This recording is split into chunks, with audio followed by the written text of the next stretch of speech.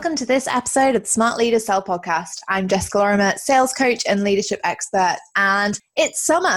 It is officially summer here in the UK, and I'm very, very excited about this because, well, there are a few reasons. One, it means that it's finally sunny, and I am so done. I'm so done with winter, with the cold, with the rain, with the misery that just comes with sitting and looking out of my office window and seeing nothing but grey skies and drizzle. Very, very glad that has gone. And the second reason is that it's time for summer food, summer wine. Woo-hoo. This is stuff that I get very, very excited about. We have had a couple of weekends with friends recently. We have been up to London. We went to an amazing, I can't really call it a restaurant.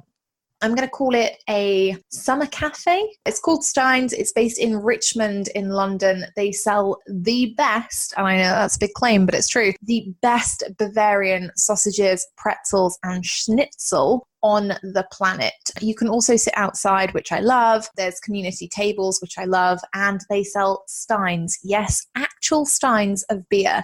Those glasses of beer are as big as my head, and we know this because this weekend Sam actually took a photo of me holding one next to my head, and either I have a very big head or they have average sized glasses. I'm not sure there's a win-win in that one.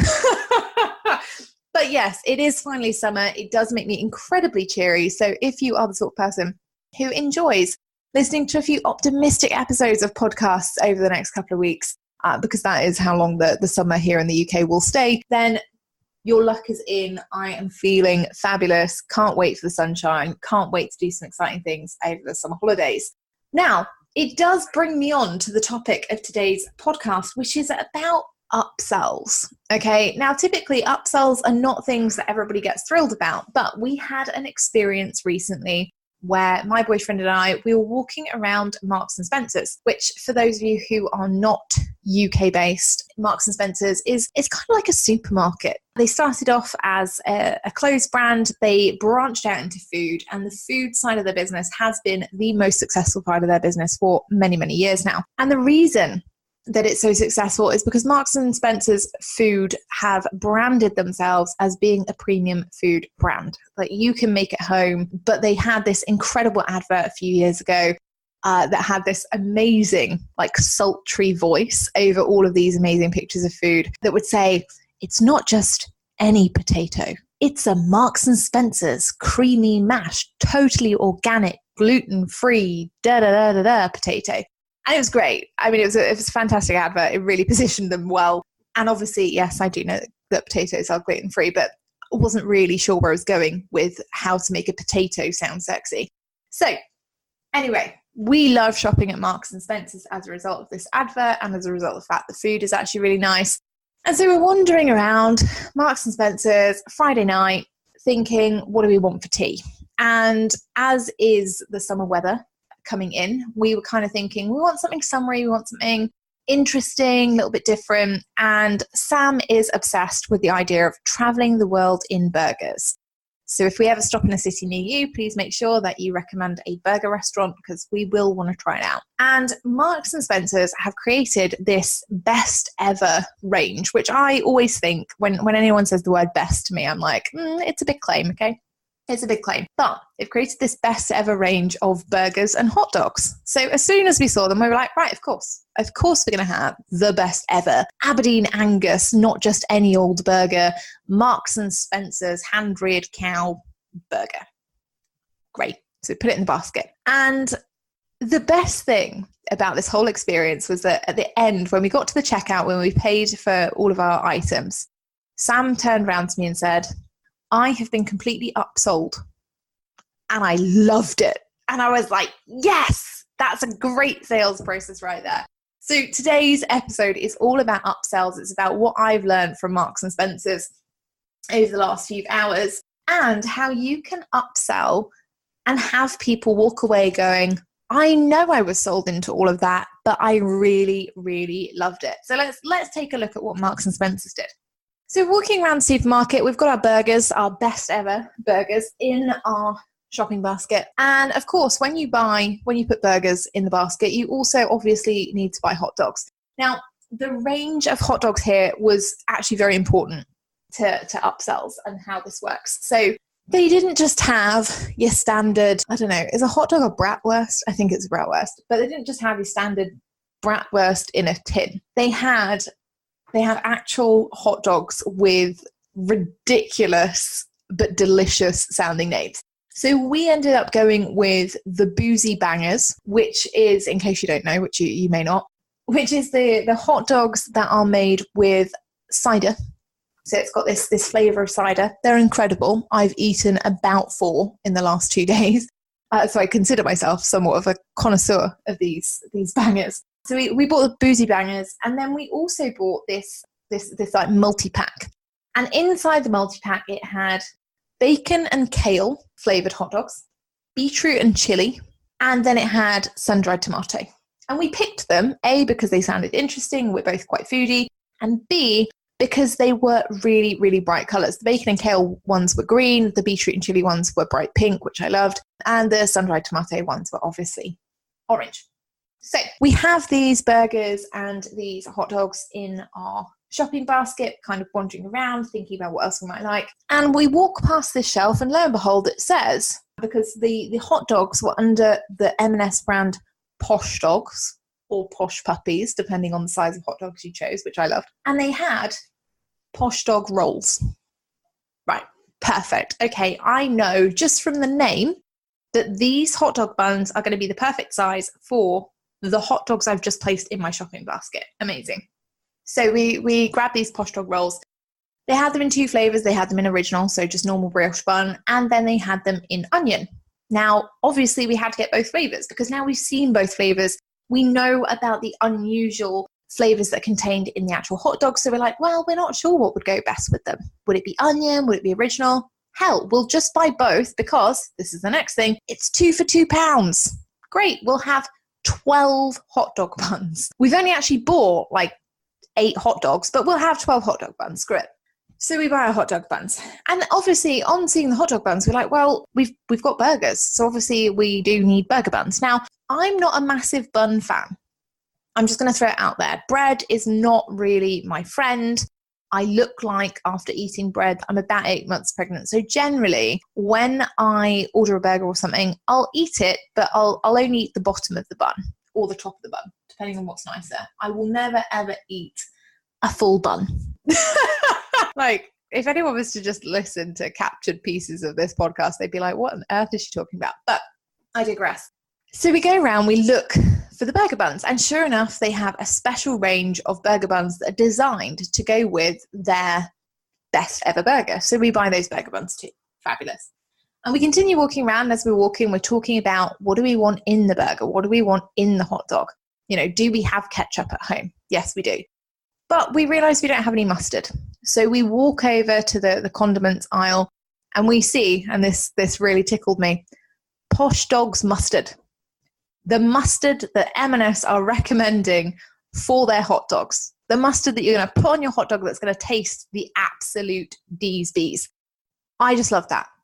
Right? I was like, okay, great. We have to have this mustard. I know that it's just probably normal, random mustard stuck in a packet, but I just love that. I love the fact that it ties in with the branding. I love the fact that it's a definite upsell, but it's really, really handy. We're getting this mustard. So we got that particular mustard. And as we're walking around the store, we saw thing after thing after thing that we could be upgraded to. You know, we could have the 2 for £2 on the bread deal. We could have the mix and match in terms of you can buy your hot dogs and your mustard and your buns for a certain price.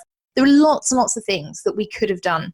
And in the end, when we did get to the checkout and we'd spent like £40 on hot dogs and burgers and a bunch of other stuff we did not need but really, really wanted, we knew that we'd been upsold. We also didn't care. We actually really liked it. And there are a few reasons that we really liked it. And there are a few reasons that it worked so well.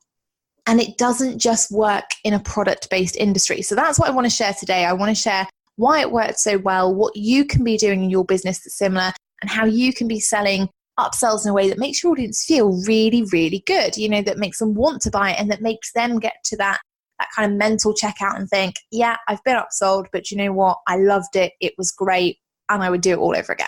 So first things first, this is the the kind of first thing that I love about the way that M&S were upselling us, right? They weren't giving us the same old stuff and expecting us to pay more for it. Now, what I mean by that is that, especially in the online entrepreneur space, you'll see people try and create an upsell that is exactly the same as the thing they just gave you for free, right? When we're talking upsells, it's got to be something that's relevant, but not the same. It's got to be the next natural stepping point. It's got to be the thing that somebody thinks, oh, okay, so I've got to point A. How do I cover off point B? So for example, I've got a free list building PDF. Talks about the top 10 ways to build your list. If I say, okay, here you go, Joe, here's the top 10 ways to build your list, and then say, yeah, I can also give you a 2-page PDF on the other 7 ways that are kind of cool. Here you go, pay me $7. You're probably going to be a bit like, I mean, I could, but it's not a no-brainer, because the reality is I've got 10 reasons here. I mean, are the other 7 really going to be that great, or are they just going to be rehashed ideas? And actually, should I just not work through the top 10 ways first and then go on to the 7 that didn't make it into the top 10? It's just the same thing. I'm trying to sell you the same thing for money, and that doesn't work.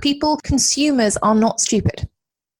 However, if, like I already do, I say to you, okay, here you go. Here's the top 10 ways to build your list for free. Here are the top 10 ways you can do it. And then I say to you, but, building your list isn't just about knowing the theory about how to do it. It also includes a lot of other variables, because it's not just about which platform do I pick. It's about what opt-in do I put out there? How do I create an opt-in that's immediately going to grab the attention of my audience? How do I do something with a list build even now that GDPR has come in? Like, what am I going to do about XYZ processes?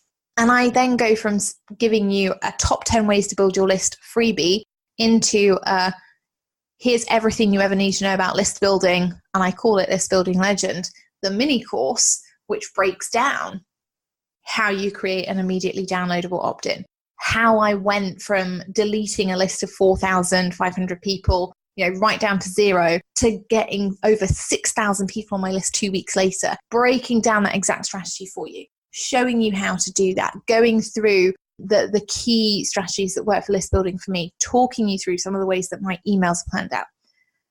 If I sell you that as a mini course, A, it's relevant. So it's relevant to the initial topic you were talking about. I'm not trying to sell you something on website development. B, it's the next natural stepping point. So it's something that after you understand, okay, great, well, what are the top 10 ways to build my list? Okay, that's great. I know those now. Now, what do I do about my opt-in? How do I know if that's something that's going to be relevant? How do I know if the way that I'm currently building my list is going to be the best way for my business in particular? How do I know about my content schedule? Then great. The course is the next natural stepping point. The other thing is the price, right? The price is, I think, $27 at the current time. Great. It's $27. Will it solve the problem that I now have? Yep. Is it going to break the bank if I invest in it? Nope. Let's go.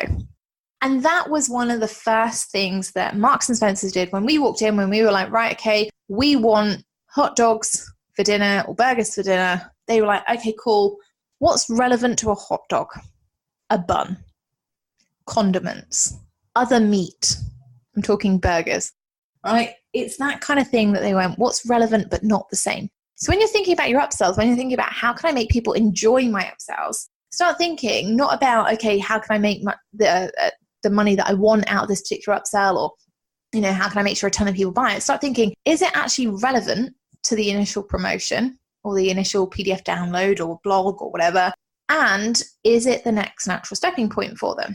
If it is, great. You're going to be able to sell it much more easily. The second thing is ease. Now, customers are not stupid, but we are lazy. Okay? Maybe that's not a popular thought. I could have phrased that much more nicely, but I just don't want to think about it. I'm looking outside of my office window at the sunshine thinking, if it's a choice between finding another word for lazy that's kind of nice and getting out there for a walk with the dog in about 20 minutes, I'm going to go for the second option. All right. So customers aren't stupid, but we can be lazy. And that means that if something is going to be easier for us, i.e., I'm not going to have to go to another supermarket on the way home to buy the hot dog buns, I'm probably going to buy it then and there.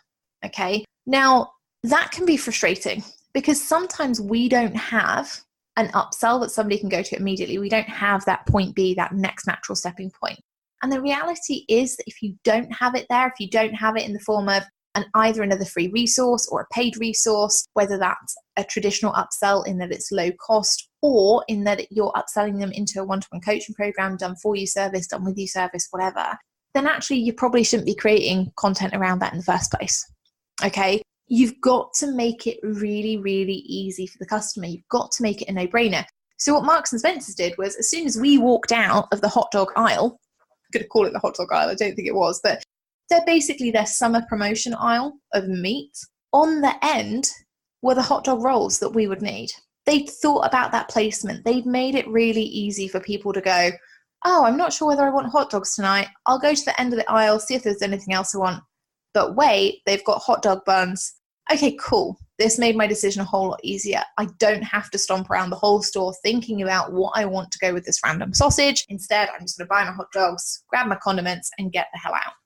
Okay, so think about with your upsells, are you making it easy for your customers? Are you making it a no-brainer decision? Are you making it something that's easy for them to buy from you? You know, is it making their life easier to buy that particular upsell?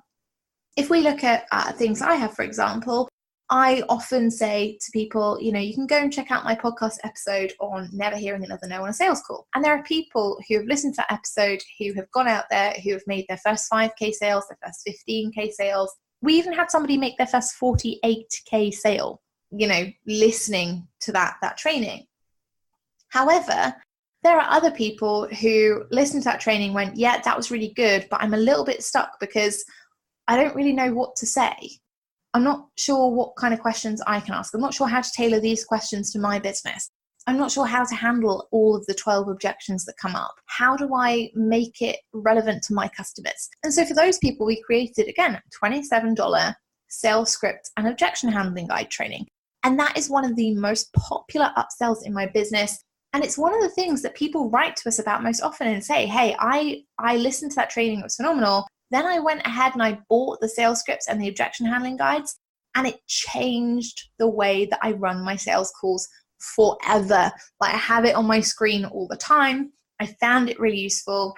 It's not traditionally scripted, and that meant I could do whatever I wanted with it, and it just gives me the conversion rate that I want, right? So we're making people's lives easier. And again, if you look at the price is really attractive. It's $27. If you go ahead and close your first 5K sale on it, it's a pretty decent ROI, okay? So we have that side to it. Ease. How are you making your customer's life easier? How are you making it an easier decision for them to buy the upsell from you? You know, is it easier for them because your upsell comes up on a pop-up page or a thank you page afterwards, which means they don't have to go out and look for the other guru who's done the thing before. They can just buy it from you. Or are you making their life easier as a result of offering them the upsell? Does it make it a no-brainer decision for them? Does it give them some knowledge that they need for that next step? Is it going to take away a task from them that's something that's distracting them or taking up a lot of their time that they could be focusing on other tasks like sales, like marketing? And then finally, experience, okay? And I've talked about this in a recent podcast episode. Experience counts for a lot. And I'm not talking, when we're talking about upsells, I'm not talking about experience in the traditional sense of the word. I'm not talking about, okay, do you have like 30 certifications and a bunch of testimonials and case studies? I'm talking about with upsells, when we get an upsell, generally it's after we've downloaded something that was free. Now, if somebody downloaded your let's I guess give an example here, your best ever guide to email marketing and the only swipe files that you will ever need to make tons and tons of money in your business. And it turns out that when it hits their inbox, it is in fact a one-page infographic that is basically bastardized from the MailChimp website. It is highly unlikely that they have had a good enough experience with you that they would want to give you any money or indeed any room in their inbox from that point forward. However, if they download this best ever guide to email marketing and the only swipe files that you'll ever need to make a ton of money in your business, and they download it and it is in fact like a 16-page swipe file with a bunch of amazing emails and all that kind of thing, and then you upsell them into a product or a service that is relevant, something like, hey, did you know you can use these swipe files and stuff, but if you can't be bothered to put them into active campaigns, put them into MailChimp, then they're never going to work. Guess what? I'm a VA and I am offering you the exclusive opportunity to pay me for 2 hours work where I'm going to input 2 of these campaigns into your email marketing autoresponder so that you don't have to, saves you a ton of time, and you get to make all of the monies that we talked about in the original PDF. Do you think someone's going to buy that? Yes, of course, 100%, because it's about the experience they've had with you. They just downloaded something that was really, really valuable. They just had a really good experience with you. They just got a ton of value. And then suddenly you're turning around to them and saying, hey, yeah, if you pay me this, you can get this. And they're thinking, well, the experience I got with them for free was so amazing that, of course, when I pay them, it would be absolutely incredible. I know that they're going to do what they say they're going to do. I know that I can trust them. I know that I've just had this really, really good first experience with them. Of course, I want to continue that relationship. Of course, I want to do more. So when you are thinking about upsells and you're thinking about how you can create things or create upsell experiences that your audience actually really recognizes, this was an upsell, but it's something that's so valuable, I'm not going to pass it up, and I really love the upsell experience, you're going to find that you sell an awful lot more of them. So when you're thinking about putting an upsell into your business, think about, is it relevant? Is it the next step to the original free thing that I'm offering people? If it's the same, don't sell it because it doesn't work. Does it make their life easier to buy from me? Am I giving something, or am I giving them something that's a really no-brainer, easy decision? And then thirdly, have I given them a great experience so far? And would they want to buy from me just because of that amazing experience? The answer is yes to all of those. You have yourself a no-brainer upsell that I promise you will guarantee you a ton more revenue. Since buying the hot dogs and burgers, sounds really silly, but since buying the hot dogs and burgers from M&S about, 4 or 5 days ago, we've been back and we've bought the same things to take to a friend's barbecue. We've bought them again just to have at home for ease. We bought them to leave in the fridge for me during the week because sometimes I just can't bother to cook and I know I can just stick these in a frying pan or stick them under the grill and they're good to go. And we've recommended them to all of our friends, loads of our family who are coming up and having summer barbecues and things. Not to mention the fact I just recorded a podcast episode about them. I'm officially obsessed with this upsell strategy. I think it's phenomenal. And I think it can work really, really well in a product or service-based business as long as you remember to think about relevancy, ease, and experience. I hope you have an amazing week. I'm very, very excited to bring in a super special guest on our Friday episode. So if you have enjoyed today's episode, make sure that you hit that subscribe button, that you leave a review. Let me know how you are enjoying the podcast. Send me any questions either through my Facebook group, the link is in the show notes, or over email, jessica@jessicalorimer.com. And I will see you on Friday with a brand new guest, a brand new episode. Very, very exciting. Have an awesome week.